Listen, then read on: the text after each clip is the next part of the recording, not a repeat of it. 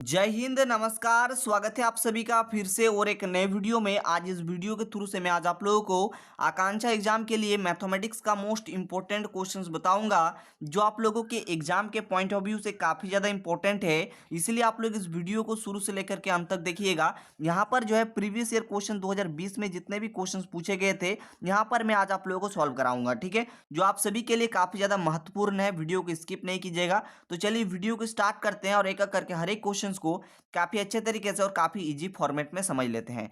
तो स्टूडेंट्स, आप लोग यहाँ पर पहला क्वेश्चन देखिए। पहला क्वेश्चन में क्या बोला जा रहा है? यहाँ पर बोला जा रहा है √2 तथा √3 के बीच परिमेय संख्या है, ठीक है। यानी कि सिंपल पूछा जा रहा है √2 तथा √3 के बीच परिमेय संख्या आप लोगों को निकालना है। तो ध्यान दीजिएगा, यहाँ पर जो √2 है इसे हम लोग क्या लिख सकते हैं? √2 को हम लोग लिख सकते हैं 1.41, ठीक है, आराम से लिख सकते हैं। एंड यहाँ पर जो √3 दिया गया इसे हम लोग क्या लिख सकते हैं? 1.73 हम लोग लिख सकते हैं। कोई दिक्कत वाली बात नहीं है। यहाँ पर आप लोगों को थोड़ा सा समझना होगा।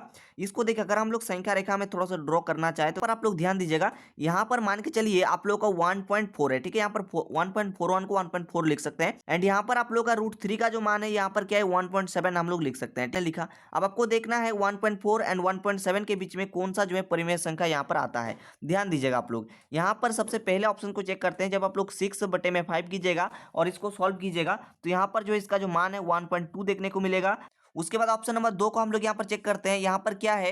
3/4 है। इसको जब आप लोग सोल्व कीजिएगा तो यहाँ पर 0.75 आप लोगों को देखने को मिलेगा। एंड यहाँ पर जब आप लोग 3/2 कीजिएगा, इसको सॉल्व कीजिएगा तो इसका जो मान है 1.5 देखने को मिलेगा। एंड यहाँ पर फोर्थ नंबर वाला ऑप्शन को जब आप लोग चेक करेंगे, यहाँ पर 4/5 को जब आप लोग सॉल्व कीजिएगा तो यहाँ पर 0.8 आप लोगों को देखने को मिलेगा। तो यहाँ पर आप लोग ध्यान से देखने को मिल रहा होगा। यहाँ पर देखिए 1.5 जो है 1.4 एंड 1.7 के बीच में आता है। यानी कि कहीं ना कहीं यहाँ पर आप लोगों को देखने को मिल जाएगा 1.5, ठीक है। यानी कि आप लोग समझ पा रहे होंगे, डियर स्टूडेंट्स, आप लोग समझ पा रहे होंगे √2 तथा √3 के बीच में जो परिमेय संख्या आएगा वो 3/2 आएगा। यानी कि यहाँ पर जो सही उत्तर हो जाएगा कौन सा? आपका बिल्कुल करेक्ट जवाब होगा। यानी कि यहाँ पर ऑप्शन नंबर 3 आपका बिल्कुल सही उत्तर हो जाएगा। देखिए आप लोग यहाँ पर नेक्स्ट क्वेश्चन क्या है। नेक्स्ट क्वेश्चन में क्या बोला जा रहा है? यहाँ पर सिंपल है, x बटे में a प्लस में y बटे में b equal to a plus में b दिया गया है।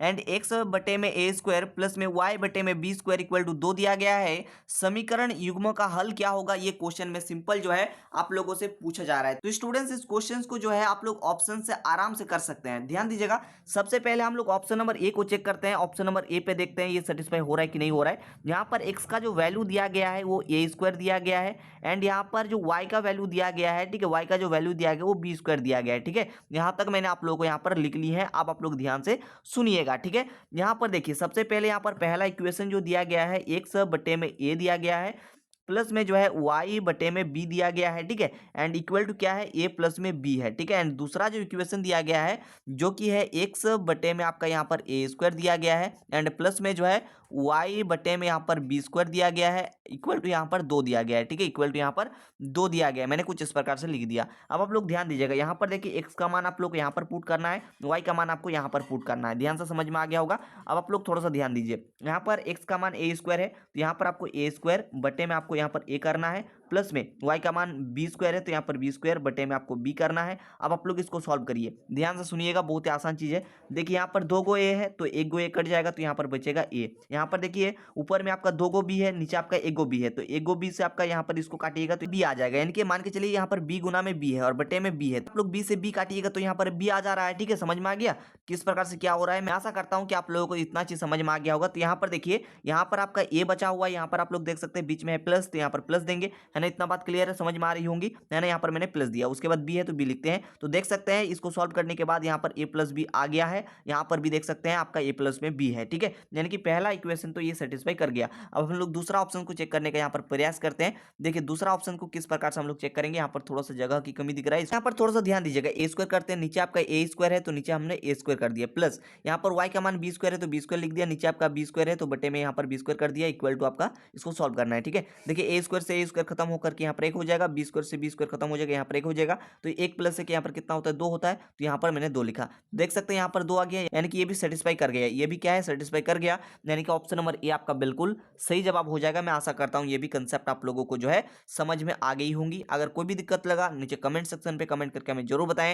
एंड चैनल पर अगर आप लोग न्यू आए हैं तो चैनल को सब्सक्राइब कर लीजिएगा, क्योंकि आप लोगों के एग्जाम तक काफी सारा इंपॉर्टेंट वीडियो जो है आने वाला है। स्टूडेंट्स आप लोग यहाँ पर नेक्स्ट क्वेश्चन देख सकते हैं, क्या है, सिंपल पूछा जा रहा है, प्रदत्त चित्र में त्रिभुज ACB समरूप है त्रिभुज APQ के यदि यहाँ पर AB बराबर 6 सेंटीमीटर दिया हुआ है, BC बराबर 8 सेंटीमीटर दिया हुआ है एंड PQ बराबर 4 सेंटीमीटर दिया हुआ है, देन यहाँ पर आपको बताना है AQ बराबर क्या होगा, AQ का मान आप लोगों को निकालना है। यहाँ पर कंडीशन क्या दिया गया है इसको आप लोग ध्यान से समझिएगा। यहाँ पर त्रिभुज जो है ACB जो है, यहाँ पर क्या दिया गया, त्रिभुज ACB, ठीक है, ACB जो है समरूप है, ACB जो है समरूप है किसके, तो यहाँ पर त्रिभुज APQ के जो है समरूप है, ठीक है। तो इस कंडीशन में होता क्या है, जब समरूप की बात होती है तो यहाँ पर जो आपका कंडीशन बनेगा आपका क्या बन जाएगा, मैं आपको बता दूं।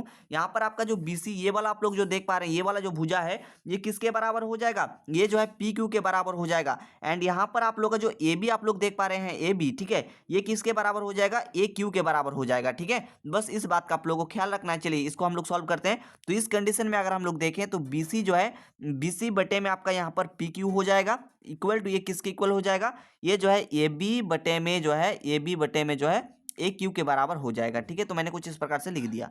अब आप लोग ध्यान से सुनिएगा, ठीक है, ध्यान से समझना है और सुनना है, ठीक है। देखिए BC का मान कितना है, 8 सेंटीमीटर, तो यहाँ पर 8 लिखते हैं। देखिए PQ का मान कितना है, 4 सेंटीमीटर, तो नीचे 4 लिखते हैं। इक्वल टू AB का मान कितना है, 6 है, तो यहाँ पर 6 लिखते हैं। एंड यहाँ पर AQ का जो मान है, ठीक है, AQ का जो मान है वो आप लोग को निकालना है, इसका मान x मान लेते हैं, इसका मान जो है x मान लेते हैं, ठीक है। सिंपल हो जाएगा, बहुत ही आसान। आप लोग हम फिर से बता रहे हैं, देखिए यहाँ पर AB यानी कि आप लोगों का इसका जो मान दिया हुआ है 6 दिया हुआ है, ठीक है। एंड यहाँ पर जो BC है, BC यहाँ पर 8 सेंटीमीटर दिया हुआ है। एंड यहाँ पर जो आपका PQ का जो मान है, PQ का जो मान है वो 4 सेंटीमीटर दिया हुआ है। देन क्वेश्चन में पूछा है कि AQ का मान क्या होगा, ठीक है। देन क्वेश्चन में पूछा है AQ का मान क्या होगा, ठीक है। अब देखिए आप लोग को इसको सॉल्व करना है, जस्ट आपको कुना कुनी आप लोग को गुना कर देना है, आप लोग आंसर आ जाएगा। यहाँ पर 8x इक्वल टू क्या हो जाएगा, यहाँ पर 4 गुना में 6 हो जाएगा। जब आप लोग यहाँ से इसको हम लोग इसको जो है हम लोग यहाँ पर सॉल्व कर रहे हैं, यहाँ से जब आप लोग x का वैल्यू निकालेंगे तो क्या होगा, 4 गुना में 6 बटे में आपका यहाँ पर 8 हो जाएगा। आप लोग इसको सॉल्व करने, देखो 4 एकम 4, 4 दूनी 8 हो जाएगा, 3 दूनी यहाँ पर 6 हो जाएगा। यानी कि यहाँ पर x का जो मान आ गया वो 3 सेंटीमीटर आ गया, यानी कि 3 सेंटीमीटर आ गया। यानी कि यहाँ पर ऑप्शन नंबर 3 आपका क्या हो जाएगा, बिल्कुल सही उत्तर हो जाएगा। यानी कि AQ का जो मान है, AQ का जो मान आ गया वो आपका 3 सेंटीमीटर आ गया। क्लियर है, कंसेप्ट क्लियर है। हमने x जो है AQ का माना था, इसलिए x का जो मान है यहाँ पर आपका 3 सेंटीमीटर है, वही जो है आपका AQ का मान है, ठीक है। बात समझ में आ गया, क्लियर हो गया कंसेप्ट, कोई दिक्कत कोई इशू कोई प्रॉब्लम नहीं है। आगे चलते हैं और हम लोग नेक्स्ट क्वेश्चन को देखने का प्रयास करते हैं। देखिए स्टूडेंट्स यहाँ पर नेक्स्ट क्वेश्चन में क्या बोला जा रहा है, सिंपल सवाल है, समकोण त्रिभुज ABC में AB का जो मान दिया गया है वो 6√3 सेंटीमीटर दिया गया है। एंड BC का मान 6 सेंटीमीटर दिया हुआ है, AC का मान जो है 12 सेंटीमीटर दिया हुआ है।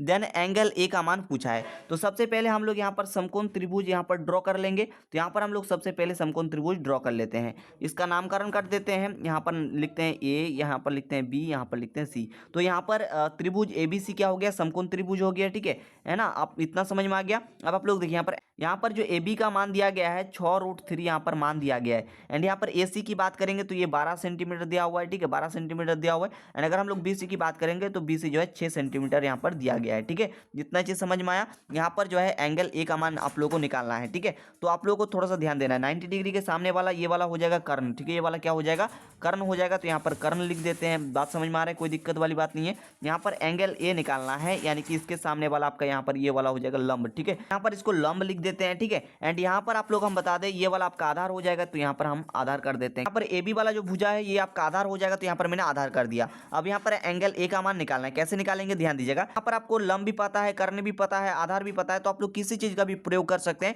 यहाँ पर हम लोग साइन थीटा का प्रयोग कर रहे हैं, ठीक है। तो यहाँ पर साइन A बराबर क्या हो जाएगा, देखिए साइन थीटा का फॉर्मूला क्या होता है, लंब बटे में कर्ण होता है। तो लंब बटे में यहाँ पर मैंने कर्ण कर दिया, ठीक है। अब आप लोग ध्यान दीजिए, बहुत ही आसान चीज है। देखिए यहाँ पर साइन A को हम लोग क्या कर देंगे, एज इट इज कर देंगे। एंड यहाँ पर लंब कितना दिया हुआ है, 6 दिया हुआ है, तो यहाँ पर 6 लिखते हैं। कर्ण कितना दिया हुआ है, 12 दिया हुआ है, तो यहाँ पर 12 लिखते हैं। ठीक है, अब आप लोग ध्यान दीजिए, 6 कम 6, 6 दूनी 12 हो जाएगा, यानी कि यहाँ पर साइन ए का जो मान है, साइन ए का जो मान है वो 1/2 आ गया। ठीक है, 1/2 आ गया। अब आप लोग बताइए, यहाँ पर आप लोग अब सिंपल स्टेप और एक ही स्टेप बचा हुआ है, साइन ए को आप लोग एज इट इज रखना है। एंड आप लोग बताइए 1/2 साइन कितने डिग्री का मान होता है, तो साइन 30 डिग्री का मान होता है, तो यहाँ पर आप लोगों को साइन 30 डिग्री आप लोग को लिख देना है। देखिए अब आप लोग यहाँ पर करना क्या है, देखिए साइन से साइन आप लोग का खत्म हो जाएगा, तो यहाँ पर ए का जो मान होगा, ए का जो मान हो जाएगा वो आपका कितना डिग्री आ जाएगा, 30 डिग्री आ जाएगा। इसलिए इस क्वेश्चन का जो सही उत्तर हो जाएगा, यानी कि एंगल ए का जो मान हो जाएगा वो 30 डिग्री हो जाएगा, यानी कि ऑप्शन नंबर 3 आपका क्या हो जाएगा, बिल्कुल सही उत्तर हो जाएगा। ठीक है, मैं आशा करता हूं कि कंसेप्ट आप लोगों को समझ में आ गया होगा। ठीक है, चलिए आगे चलते हैं और हम लोग नेक्स्ट क्वेश्चन को देखते हैं। तो देखिए स्टूडेंट्स, यहाँ पर नेक्स्ट क्वेश्चन क्या है, सिंपल पूछा जा रहा है, निम्न में से कौन द्विघात समीकरण नहीं है, ये आप लोगों को बताना है। कौन द्विघात समीकरण नहीं है, इस चीज को आपको बताना है। इसका देखिए सिंपल ट्रिक होता है, ध्यान से सुनिएगा। ठीक है, आपको ज्यादा सॉल्व करने की जरूरत ही नहीं है, जरूरत को ही जो है खत्म कर दिए, बहुत ही आसान हो जाएगा। ध्यान दीजिएगा, देखिए सबसे पहले हम लोग ऑप्शन नंबर ए को चेक करते हैं। यहाँ पर अगर हम लोग बात करेंगे तो देखिए यहाँ पर क्या है, x-2 का होल स्क्वायर प्लस में 1 है ना। आप लोग जब x-2 का होल स्क्वायर कीजिएगा तो कहीं ना कहीं यहाँ पर जो है एक्स स्क्वायर आप लोग को देखने को मिल जाएगा। ठीक है, एंड बराबर की साइड में जो है एक्स स्क्वायर नहीं है, इसलिए ये आपका द्विघात समीकरण हो जाएगा। ठीक है, देखिए जैसा कि आपको पता होगा, द्विघात समीकरण का अधिकतम जो घात होता है वो 2 होता है। एंड द्विघात समीकरण को जो लिखा जाता है, इसका जो रूप होता है, व्यापक जो रूप होता है, ए एक्स स्क्वायर प्लस में होता है बी एक्स प्लस में होता है सी इक्वल टू 0 होता है, यही ना इसका रूप होता है। तो बस इस फॉर्मेट में ये बन जाएगा। ठीक है, आप लोग सॉल्व करके देख भी सकते हैं। फिलहाल आगे आइए, तो स्टूडेंट्स चलिए आगे चलेंगे और आगे के ऑप्शन को हम लोग चेक करेंगे। देखिए ऑप्शन नंबर ए तो आपका द्विघात समीकरण हो गया। ठीक है, ऑप्शन नंबर 2 को देखते हैं, 2 पे आपका यहाँ पर क्या होगा। ठीक है, इसको अगर हम लोग यहाँ पर सॉल्व करें तो देखिए सबसे पहले इसके साथ इसका गुना होगा, यानी कि एक्स के साथ एक्स का गुना होगा, तो यहाँ पर एक्स स्क्वायर बन जाएगा। ठीक है, आगे आपको सॉल्व करने की जरूरत नहीं है। यहाँ पर ध्यान दीजिएगा, जब एक्स के साथ इसके साथ मल्टीप्लाई होगा तो यहाँ पर बराबर की साइड भी एक्स स्क्वायर हो जाएगा। ठीक है, तो यहाँ पर एक्स स्क्वायर से एक्स स्क्वायर खत्म हो जाएगा, यानी कि आप लोग समझिए एक्स स्क्वायर ये देखिए प्लस में है, जब बराबर की साइड आएगा तो एक्स स्क्वायर यहाँ पर माइनस में हो जाएगा, तो ये कंप्लीट जो है खत्म हो जा रहा है। ठीक है, यानी कि कंप्लीट 0 हो जा रहा है। ठीक है, तो यहाँ पर जो है एक्स स्क्वायर जो है नहीं बच रहा है, यानी कि द्विघात समीकरण का अधिकतम का 2 होता है, तो ये नहीं ये सेटिस्फाई कर रहा है, इसीलिए ऑप्शन नंबर आपका 2 जो है बिल्कुल सही उत्तर हो जाएगा। चलिए आगे भी मैं आपको चेक करके दिखा देता हूं। जैसे मान के चलिए ऑप्शन नंबर 3 को चेक करना है, ये इसके साथ इसका गुना कीजिएगा, यानी कि एक्स के साथ 2x का गुना कीजिएगा तो 2x स्क्वायर आ जाएगा। एंड बराबर की साइड में भी देख सकते हैं यहाँ पर एक्स स्क्वायर है। ठीक है, यहाँ पर क्या होगा इस कंडीशन में, देखिए यहाँ पर 2x स्क्वायर है, यहाँ पर देखिए प्लस का एक्स स्क्वायर है, बराबर की साइड आएगा तो ये माइनस का एक्स स्क्वायर बन जाएगा। ठीक है, और बराबर की साइड में मान के चलिए कुछ भी हो। ठीक है, यहाँ पर देखिए 2x स्क्वायर से एक एक्स स्क्वायर घट जाएगा, तो यहाँ पर एक एक्स स्क्वायर बच जाएगा। यहाँ पर देखिए एक्स स्क्वायर आप लोग का यहाँ पर बच रहा है, यानी कि अधिकतम घात 2 यहाँ पर हो रहा है। ये जो है एक्स स्क्वायर प्लस में बी एक्स प्लस में सी इक्वल टू 0 के फॉर्मेट में आ जाएगा, इसलिए आपका ऑप्शन नंबर 3 भी क्या होगा, द्विघात समीकरण होगा। एंड ऑप्शन नंबर 4 की बात करेंगे तो ये भी द्विघात समीकरण होगा। ऐसे मैं आपको थोड़ा सा समझा देना चाहता हूँ, जिसको अगर आप लोग देखेंगे तो सबसे पहले एक्स प्लस में 2 का होल क्यूब दिया गया है, तो ए प्लस में बी का होल क्यूब का फॉर्मूला आप लोग को पता होना चाहिए। यहाँ पर लिख रहे हैं ए प्लस में बी का होल क्यूब का जो फॉर्मूला होता है, इसका फॉर्मूला होता है ए क्यूब प्लस में होता है बी क्यूब और प्लस में होता है 3a स्क्वायर बी और प्लस में होता है 3ab स्क्वायर। ठीक है, ये इसका फॉर्मूला होता है कंप्लीटली। ठीक है, तो यहाँ पर आप लोग जब इस फॉर्मेट में सॉल्व कीजिएगा तो ये भी द्विघात समीकरण के रूप में आ जाएगा। मैं आपको थोड़ा सा समझा देना चाहता हूँ, यहाँ पर जब आप लोग इसको सॉल्व कीजिएगा तो यहाँ पर देखिए सबसे पहले एक्स क्यूब आ जाएगा। ठीक है, एंड बराबर की साइड आपका एक्स क्यूब है। ठीक है, तो एक्स क्यूब से एक्स क्यूब आप लोग का पूरा ये खत्म हो जाएगा। एंड यहाँ पर आगे जब आप लोग सॉल्व कीजिएगा तो जैसे कि यहाँ पर 3a स्क्वायर बी है, तो आपका 3 गुना में a स्क्वायर यानी कि एक्स स्क्वायर एंड गुना में आपका b यानी कि 2। ठीक है, इसको सॉल्व कीजिएगा तो यहाँ पर एक्स स्क्वायर कहीं ना कहीं आ जाएगा। ठीक है, यानी कि अधिकतम घात आपका 2 आ जाएगा। ठीक है, यानी कि यहाँ पर 6x स्क्वायर आ जा रहा है ना, यानी कि यहाँ पर समझ पा रहे होंगे, यहाँ पर एक्स स्क्वायर आ जाएगा, यानी कि द्विघात समीकरण के रूप में आ जाएगा, इसीलिए आपका यहाँ पर जो है ये भी द्विघात समीकरण हो जाएगा। ठीक है, मैं जो बोलने का प्रयास कर रहा हूँ, मैं आशा करता हूँ कि आप लोग समझ गए होंगे। ठीक है, तो यहाँ पर क्वेश्चन में पूछा था कि कौन द्विघात समीकरण नहीं है, तो ऑप्शन नंबर 2 जो है द्विघात समीकरण नहीं होगा, इसलिए ऑप्शन नंबर 2 आपका बिल्कुल सही उत्तर होगा। तो स्टूडेंट्स बहुत जल्दी मिलेंगे नेक्स्ट वीडियो में, तब तक के लिए थैंक यू, जय हिंद, वंदे मातरम, जय हिंद।